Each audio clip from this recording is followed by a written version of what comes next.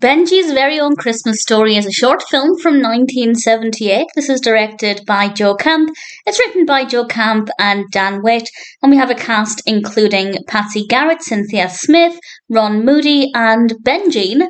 And Benjean is actually playing Benji, but apparently, according to Wikipedia, Benjean is actually the daughter of Higgins, who played the original Benji. So that's kind of cute, and I will say the dog is absolutely adorable. However, the narrative, I didn't love it, but I will say I haven't seen every Benji film. I've seen the first one, I think I might have seen the second one, but the point there is that I haven't seen every Benji film. I'm not a huge Benji fan, at least yet.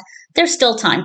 So maybe if I was a bigger Benji fan, I might have gotten more out of this, but honestly, I kind of found it to just be rather dull.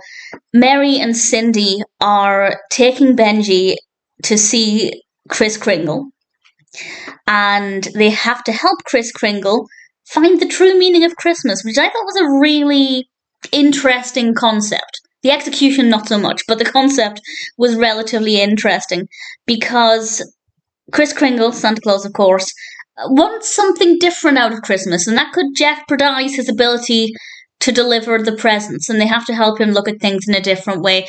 The execution isn't that bad. It definitely isn't bad. I just didn't find it particularly interesting. It's fine, a little bit bland. I also don't love the costume for Santa, for Kris Kringle. I don't love... There's nothing necessarily bad about the design of it. It's just...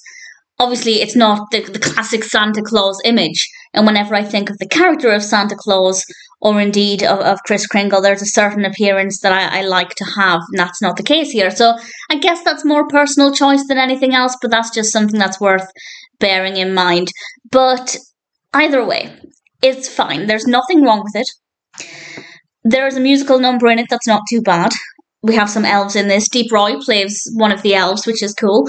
And honestly, I can't necessarily fault it. It's an interesting concept. It's not the most fascinating execution, but it works. The characters are fine. The performances are fine. Benji is obviously absolutely adorable.